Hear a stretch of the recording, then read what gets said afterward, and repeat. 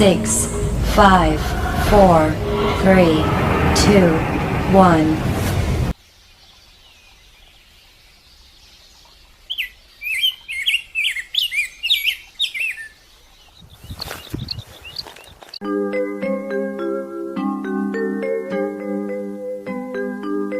Selamat pagi, salam damai sejahtera. Yang terhormat Bapak atau Ibu dosen penguji ujian kinerja PPG dalam jabatan kategori 1 tahun 2022. Perkenalkan, nama saya Immanuel Deberek. Saya guru pada sekolah SMA Negeri 2 Atambua, Kabupaten Belu, Provinsi Nusa Tenggara Timur. Saya akan melaksanakan ujian kinerja praktek pembelajaran pada hari ini tanggal 6 Oktober tahun 2022. Selamat menyaksikan dan saya memohon petunjuk, memohon kritik dan saran demi proses pembelajaran yang lebih baik ke depan.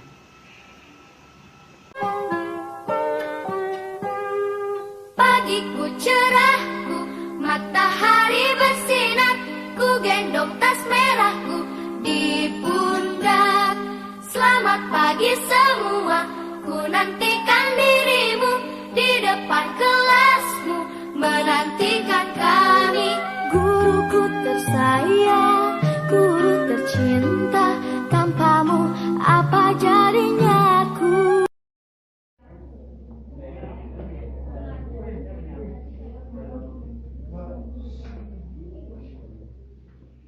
Selamat pagi anak-anak. Semangat. Selamat pagi semuanya. Oke, baik. Sebelum kita mulai pelajaran, kita bangun semua berdiri. Siapkan batin dan doa. Berdoa, tolong kita pimpin doa.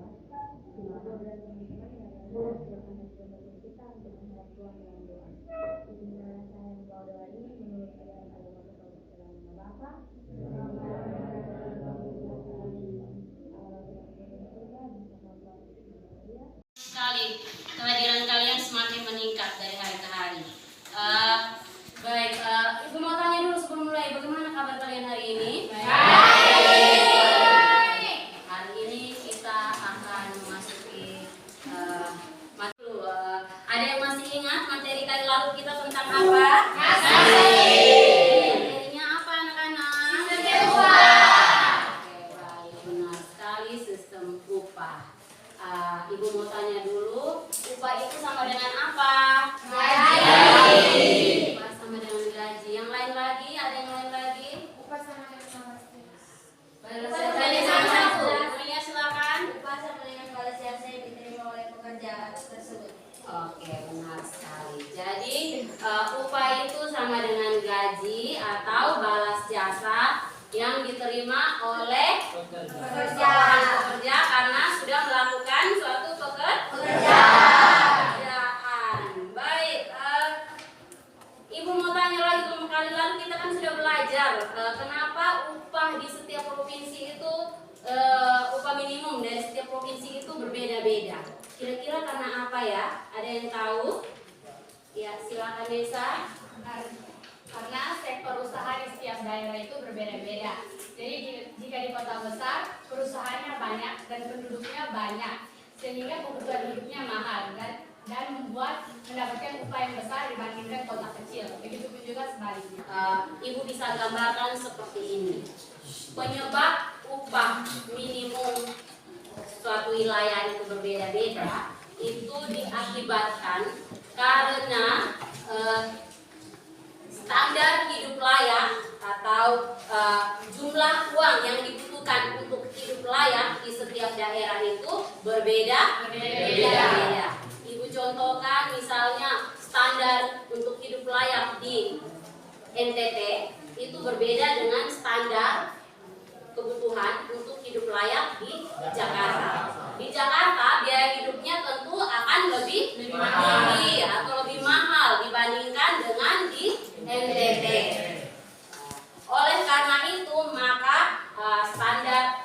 minimum setiap wilayah itu berbeda-beda. Nah, selain daripada itu, upah ini juga adalah bisa menjadi salah satu penyebab masalah ketenaga kerjaan. Salah satunya adalah pengangguran yang akan kita bahas pada hari ini. Jadi pengangguran itu bisa terjadi akibat dari upah yang diberikan oleh suatu perusahaan terlalu rendah, sehingga pekerja merasa tidak puas dan tidak bisa memenuhi kebutuhannya, kemudian memilih lebih baik berhenti bekerja dibandingkan bekerja dengan upah yang kecil. Nah, selain itu juga, kalau bagi perusahaan, apabila standar upahnya terlalu tinggi, dan apabila standar upahnya terlalu tinggi dan produktivitas atau kualitas dari tenaga kerja itu rendah, maka itu akan menyebabkan tingkat daripada perusahaan dapat mengurangi pekerja atau tenaga kerja yang disebut dengan apa? Pemutusan hubungan kerja atau PHK. Oke, maka Ibu berharap kalian setelah melaksanakan pendidikan, Ibu berharap kalian dapat bisa menjadi tenaga kerja yang berkualitas, dan Ibu berharap kalian tidak akan menjadi pengangguran. Dengan cara apa kalian tidak jadi pengangguran nantinya? Iya, kalian harus bisa belajar dengan sungguh-sungguh. Karena sejujurnya tantangan kalian adalah kedepannya itu saingan kalian untuk mendapatkan pekerjaan itu sangat tinggi. Kalau kalian tidak belajar dengan baik-baik, maka kalian akan ketinggalan, tidak mampu untuk bersaing, dan tidak mampu untuk mendapatkan pekerjaan yang layak. Itu adalah motivasi dari kita. Ibu berharap kalian bisa menjadi pelajar yang tekun, pelajar yang benar-benar bisa berusaha, bekerja, dan berdoa, sehingga bisa pada akhirnya nanti menjadi berguna tentunya bagi diri kalian sendiri, dan bahkan untuk itu hari ini kita akan masuk ke pertemuan yang baru, yaitu pertemuan yang keempat.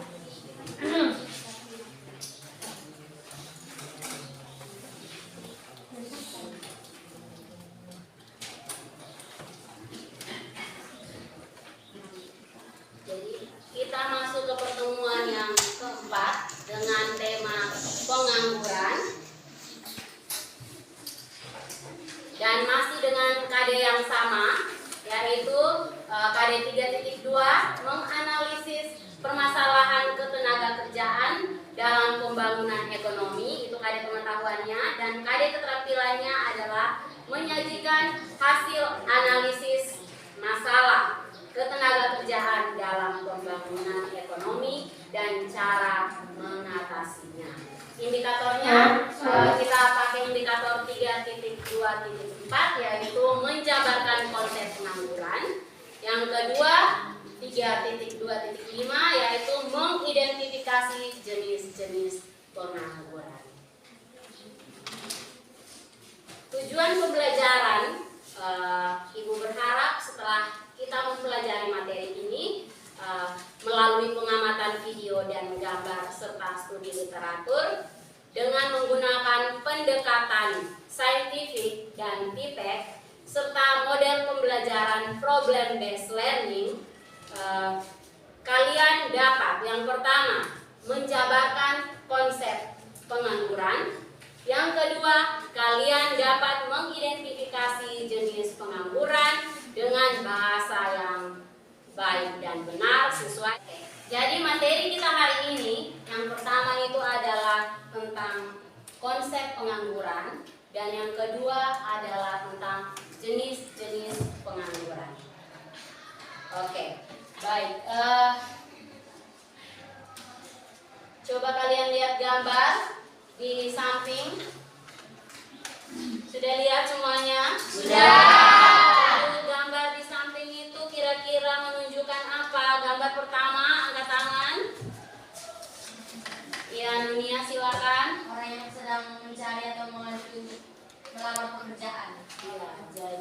banyak orang, bukan saja orang ya, banyak orang yang sementara mengantri untuk mencari pekerjaan. Yang kedua, gambar yang kedua, itu menunjukkan apa? Siapa yang bisa?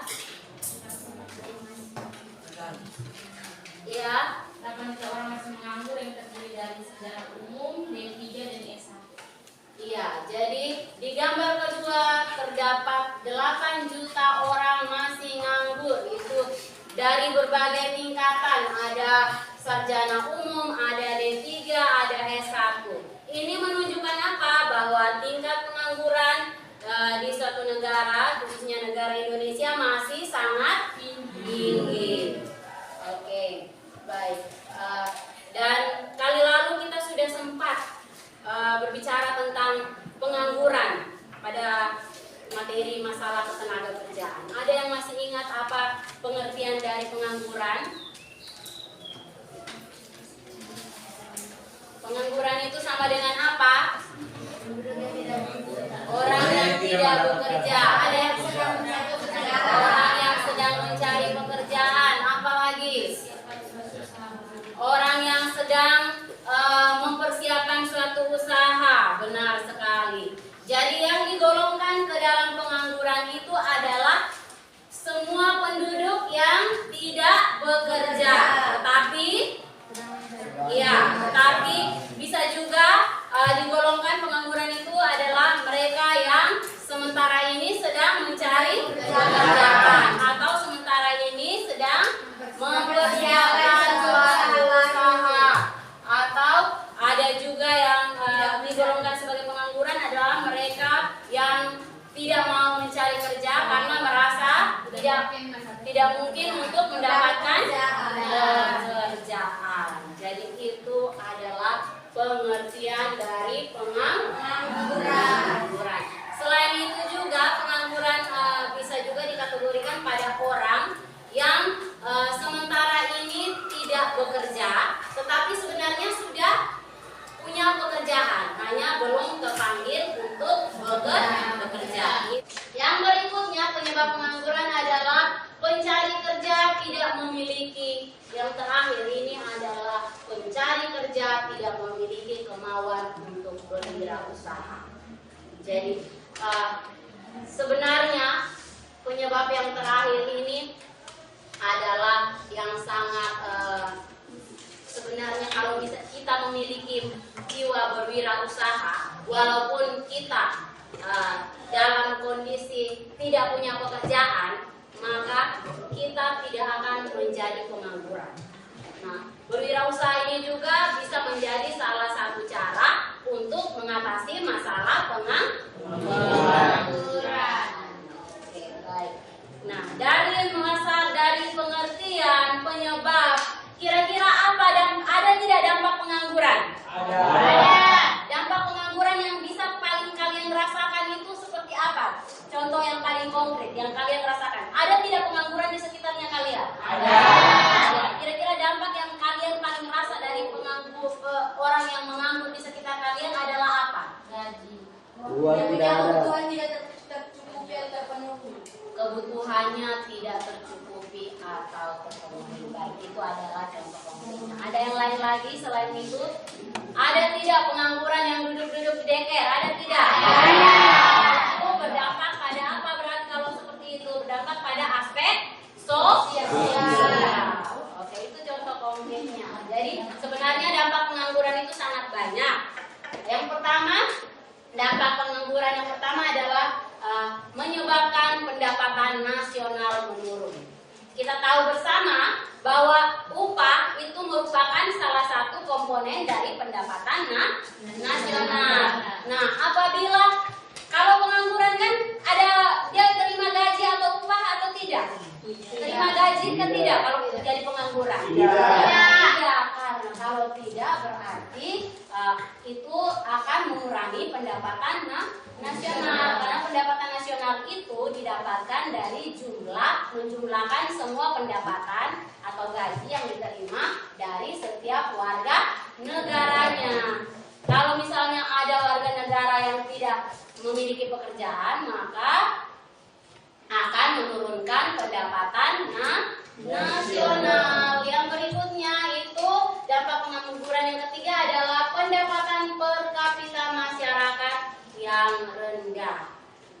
Jadi apabila pendapatan per kapita, apabila pengangguran itu banyak, maka pendapatan rata-rata suatu negara pun akan menjadi rendah.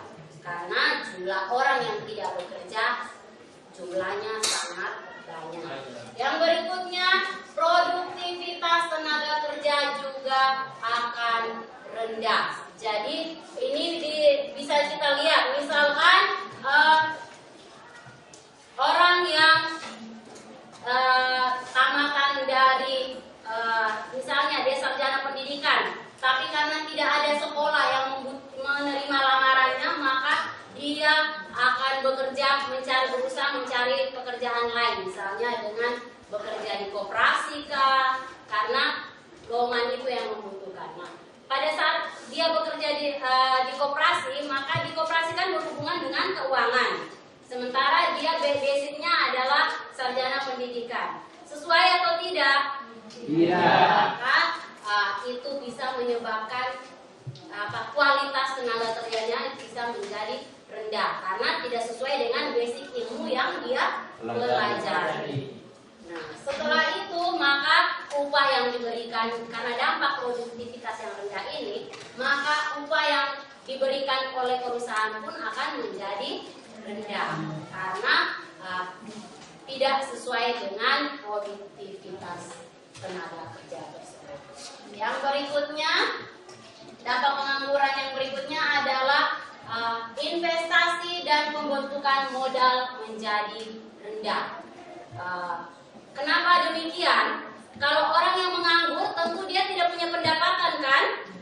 Kalau dia tidak punya pendapatan tentu dia tidak bisa menyimpan atau menabung. Nah, orang yang bisa berinvestasi atau bisa membuka usaha karena memiliki tabungan. Nah, kalau dia tidak punya tabungan atau bahkan tidak punya pekerjaan, bagaimana dia bisa melakukan investasi sehingga pembentukan modal untuk usaha. Yang terakhir itu adalah berdampak sosial seperti yang tadi sudah kalian sebutkan.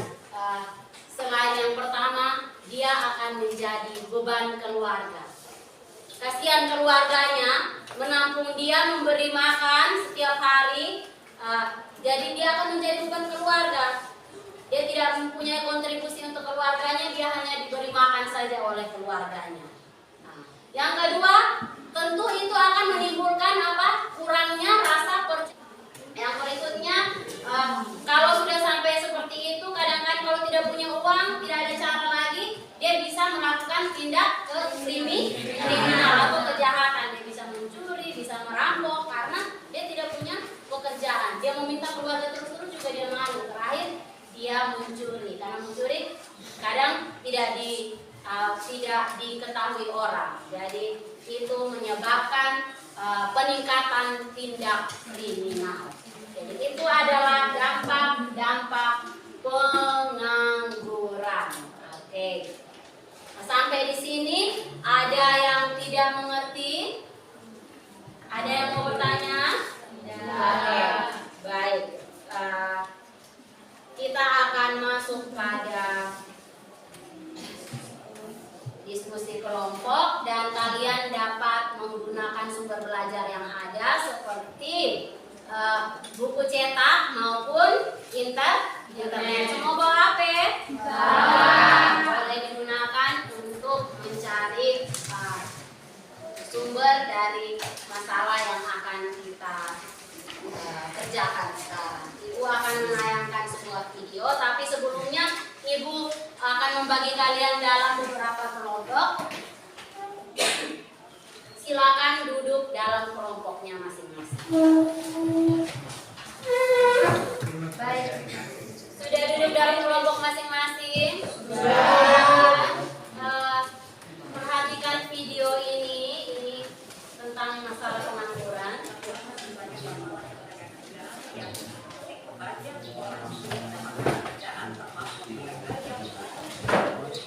Badan Pusat Statistik mengungkapkan di data terletak dalam setahun sebelum pandemi secara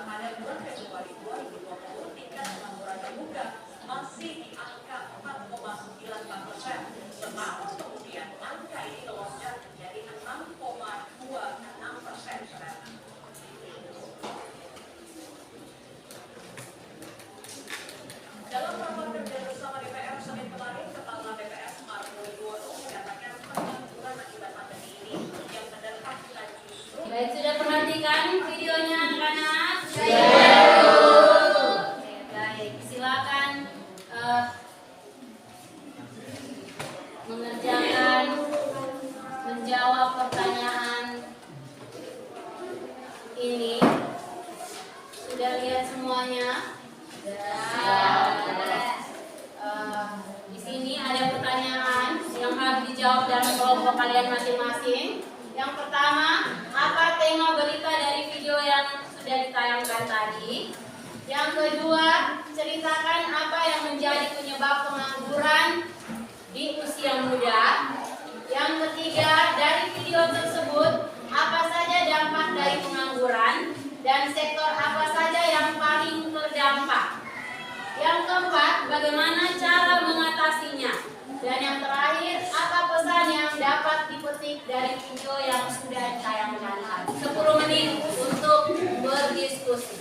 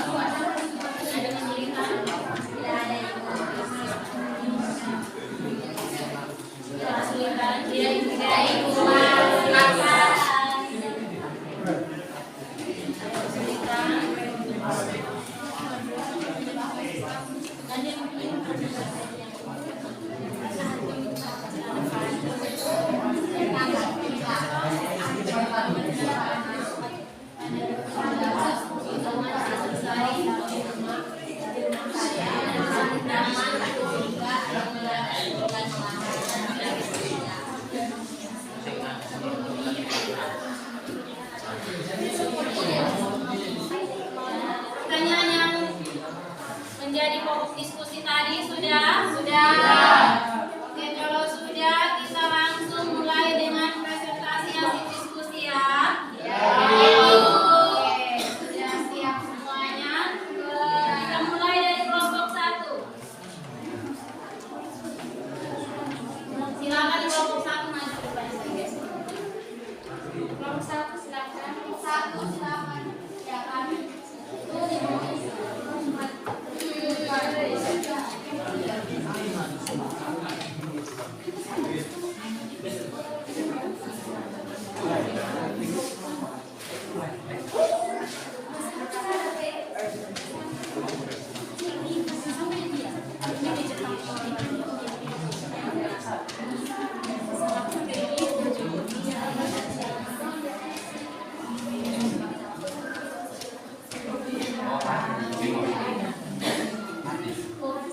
Selamat pagi Bu Guru dan teman-teman. Kami dari kelompok 1 akan mempresentasikan hasil. Jadi pertanyaan yang pertama, apa tema berita dari video yang telah ditayangkan? Tema dari video yang telah ditayangkan, jawaban kami adalah pengangguran usia muda akibat pandemi COVID-19. Pertanyaan yang kedua, ceritakan apa yang menjadi penyebab pengangguran di usia muda. Jadi penyebabnya karena pandemi COVID-19 yang membuat semua orang dihimbau untuk di rumah saja dan dirumahkan, sehingga anak muda kesulitan melamar atau mendapat pekerjaan. Yang ketiga, dari video tersebut, apa saja dampak dari pengangguran dan sektor apa saja yang paling terdampak? Jawaban kami adalah dampak dari pengangguran tersebut adalah penurunan pendapatan. Terus sektor apa saja yang paling terdampak? Di sini jawaban kami adalah sektor pariwisata dan ekonomi kreatif.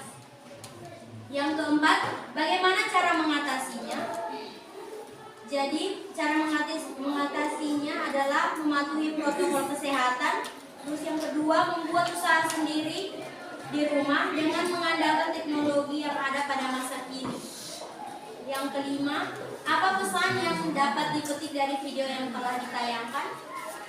Jadi pesan dari Pak Sandiaga Uno dari berita tersebut adalah lebih baik menciptakan lapangan pekerjaan sendiri daripada mencari pekerjaan. Inilah hasil diskusi kami. Jika Kita beri aplaus dulu untuk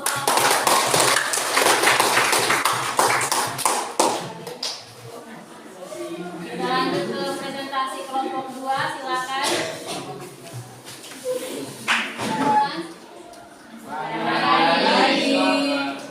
Dari kelompok 2 akan mempresentasikan hasil diskusi. Pertanyaan pertama, apa tema berita dari video yang ditayangkan? Tema berita dari video yang ditayangkan adalah dampak pandemi anak muda jadi pengangguran. Yang kedua, ceritakan apa yang menjadi penyebab pengangguran di usia muda. Berdasarkan video tersebut, yang menjadi penyebab pengangguran di usia muda adalah pandemi COVID-19, di mana pandemi membuat pemerintah mengeluarkan aturan tentang lockdown, sehingga banyak orang sulit untuk mendapatkan pekerjaan, termasuk mereka yang baru lulus atau anak muda. Yang ketiga, dari video tersebut apa saja dampak dari pengangguran dan sektor apa saja yang paling terdampak? Dampak dari pengangguran adalah mengalami atau penurunan pendapatan. Sektor yang paling terdampak adalah sektor pariwisata dan ekonomi kreatif, karena 34 juta masyarakat Indonesia menggantungkan hidupnya dari pekerjaan dan mata pencaharian pada sektor ini. Yang keempat, bagaimana cara mengatasinya? Cara mengatasinya yaitu pertama, dengan peningkatan kapasitas SDM, yang kedua, revitalisasi dari destinasi wisata dan infrastruktur sentra ekonomi kreatif, yang ketiga, kepatuhan kepada protokol kesehatan melalui sertifikasi CHSG, yang keempat, dalam inovasi produk dan jasa agar lebih berkearifan lokal, berbasis alam terbuka dan budaya. Yang kelima, melakukan beberapa gerakan seperti gerakan Bangga Buatan Indonesia, gerakan Bangga Berwisata di Indonesia, dan beli produk kreatif kearifan lokal. Nomor 5, apa pesan yang dapat dipetik dari video yang ditayangkan? Pesan yang dapat dipetik dari video tersebut adalah anak muda bisa menciptakan lapangan kerja, bukan mencari pekerjaan, apalagi di era digital ini, dan harus semakin kreatif.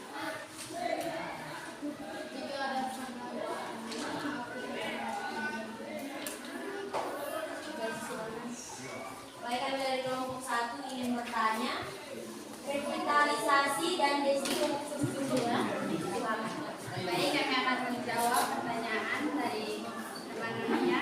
Jadi revitalisasi dari destinasi wisata itu adalah menghidupkan atraksi wisata yang sudah mati dan meningkatkan kembali atraksi wisata yang sudah ada. Contoh konkretnya seperti apa? Jadi contoh konkretnya itu seperti menghidupkan kembali atraksi karapan sapi yang ada di Madura, Jawa Timur, atau atraksi Pasola yang ada di Sumba Barat, NTT, atau pula atraksi lompat batu di Nias, Sumatera Utara. Mas. Terima kasih untuk kelompok 2. Kita beri aplaus. Dari kelompok lain. Oke, baik. Terima kasih untuk kelompok 2. Silakan kita beri kesempatan. 5 maju. Silakan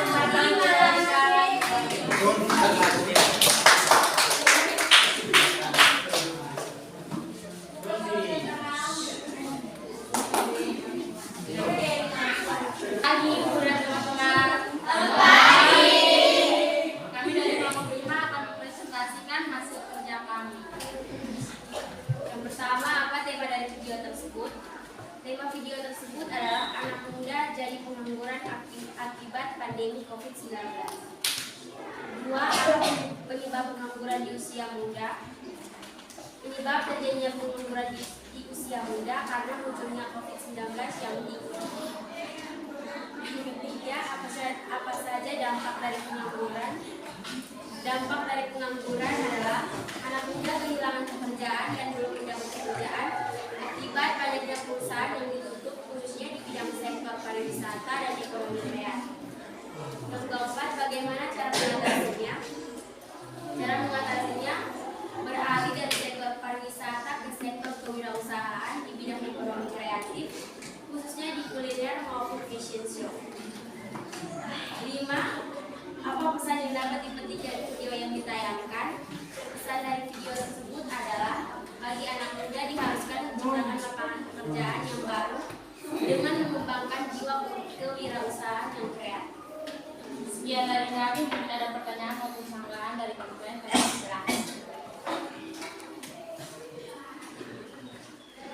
tidak ada memang tutup. Sekian dan terima kasih.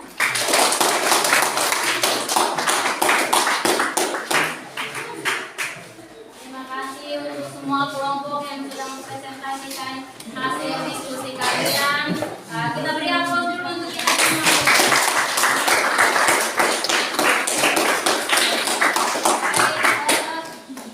Dari video itu kita bisa, Ibu mau tanya dulu kira-kira menurut kalian bidang ekonomi kreatif itu sama seperti apa? Bidang ekonomi kreatif itu contoh konkretnya tadi di video sudah diceritakan. Contoh konkretnya itu adalah kuliner, kemudian ada fashion, kemudian ada gaming.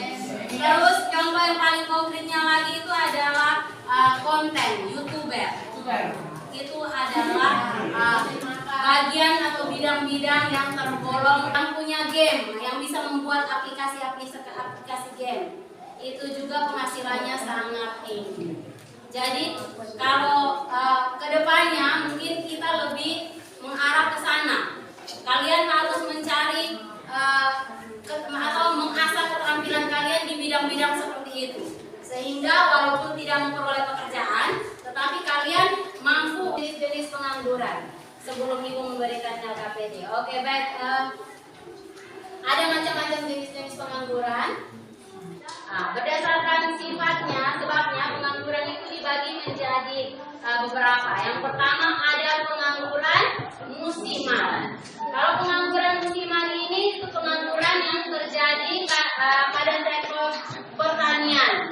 Pada sektor pertanian misalnya petani pada musim-musim tertentu tidak bekerja karena belum musim bekerja, belum musim tanam, sehingga tidak bekerja, untuk sementara tidak bekerja. Kalau sudah mulai musim tanam, baru mereka mulai bekerja. Berikutnya ada pengangguran struktural.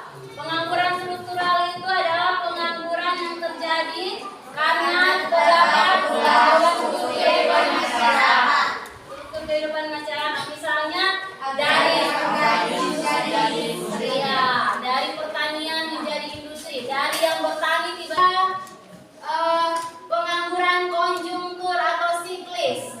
Itu adalah pengangguran yang terjadi akibat naik turunnya kegiatan perekonomian dari suatu negara. Jadi ini yang menyebabkan terjadinya PHK, pemutusan hubungan kerja. Karena misalnya perusahaan tersebut mengalami apa? Kebangkrutan. Maka jumlah atau tingkat pengangguran akan semakin meningkat. Oke, baik, itu adalah jenis-jenis pengangguran. Ibu akan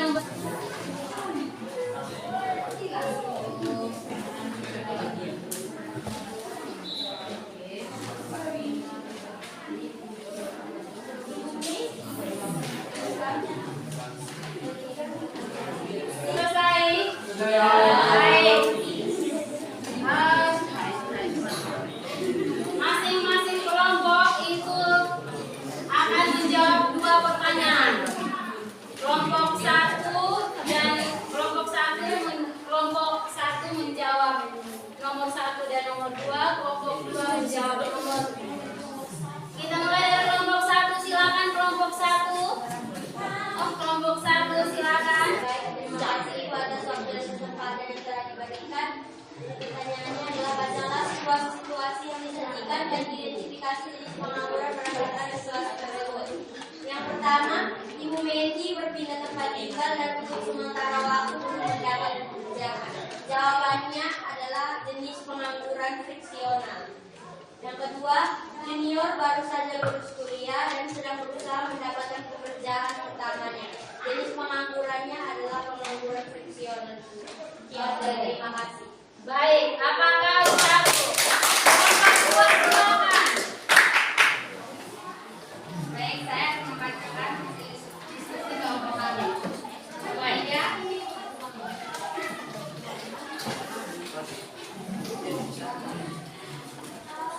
Perusahaan ABC PT adalah salah satu perusahaan yang terdampak pandemi sehingga beberapa karyawannya di PHK. Jenis penganggurannya itu adalah pengangguran sedikit. Yang keempat, seorang penjaga gerbang tol menjadi pengangguran karena pekerjaannya digantikan oleh mesin. Jenis penganggurannya itu adalah pengangguran struktural. Oke, baik. Itu seorang penjaga gerbang tol menjadi pengangguran karena pekerjaannya diganti oleh mesin. Itu jawaban yang benar adalah jenis pengangguran apa dia? Struktural. Oke, jadi itu karena pergantian teknologi ya. Yang berikutnya nomor kita beri aplaus untuk kelompok 2.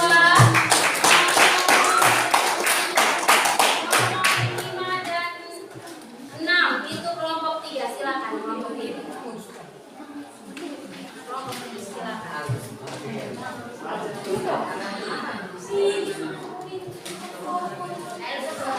Nomor 5 dan 6.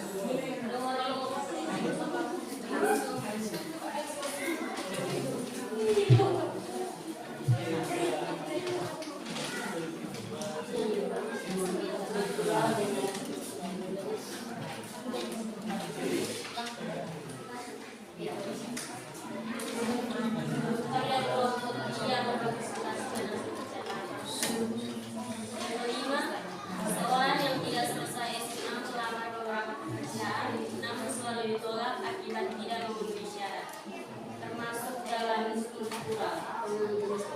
Jenis pengangguran struktural. Yang keenam, peningkatan teknologi membuat beberapa sektor pekerjaan manusia tergantikan oleh mesin, termasuk dalam jenis pengangguran struktural. Oke, baik, benar atau salah ini? Benar. Sekali kita beri aplaus dulu untuk berikutnya kelompok 4, silakan. Yang kedua, seorang yang menganggur menolak pekerjaan yang ditawarkan karena upahnya terlalu rendah, termasuk dalam jenis pengangguran friksional. Terdapat sebuah perusahaan menukar memperhatikan 10% tenaga kerja mereka akibat krisis finansial global, termasuk dalam jenis pengangguran kronis. Baik, berdasarkan analisa kelompok 4, nomor 7 dan 8 itu yang nomor 7 itu termasuk jenis pengangguran apa tadi? Friksional. Dan nomor 8, sebuah perusahaan manufaktur memberhentikan 10% tenaga kerja mereka akibat krisis, itu merupakan jenis pengangguran siklis. Benar atau salah? Mengakibatkan para pekerja jadi sektor pertanian tidak dapat memanen padi tepat waktu. Jenis penganggurannya struktural. Oke, baik, kita sepakat ya, itu benar. Itu merupakan jenis pengangguran struktural. Dari musim hujan lebih panjang mengakibatkan para pekerja dari sektor pertanian tidak dapat memanen padi tepat waktu. Kita golongkan ke jenis pengangguran struktural. Menyimpulkan materi kita hari ini dari pengertian pengangguran itu adalah apa? Orang yang sedang tidak bekerja atau sementara mencari kerja. Bahkan juga mereka yang sementara mempersiapkan usaha. Itu dapat digolongkan sebagai pengangguran. Penyebabnya sangat banyak, sudah kita bahas bersama tadi. Penyebabnya itu antara lain apa saja?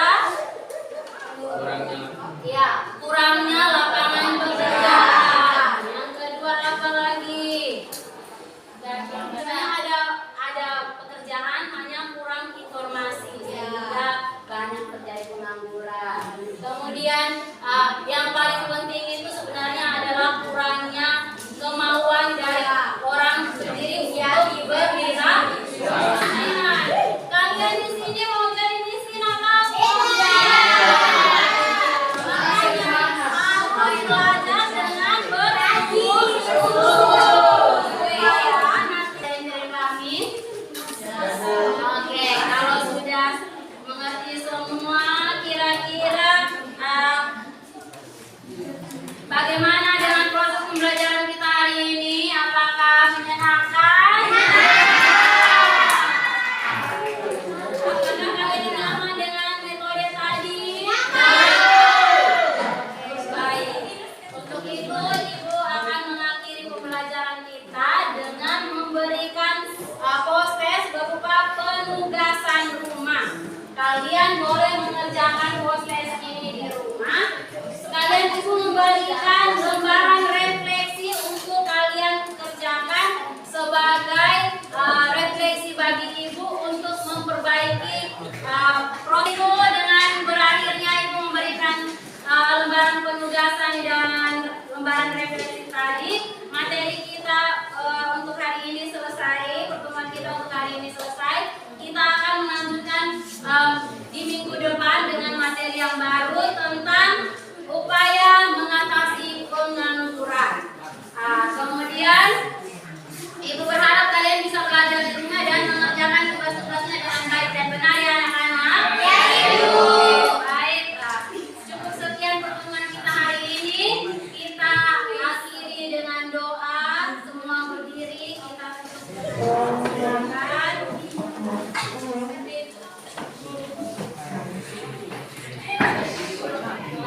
Salah satu memimpin kita dalam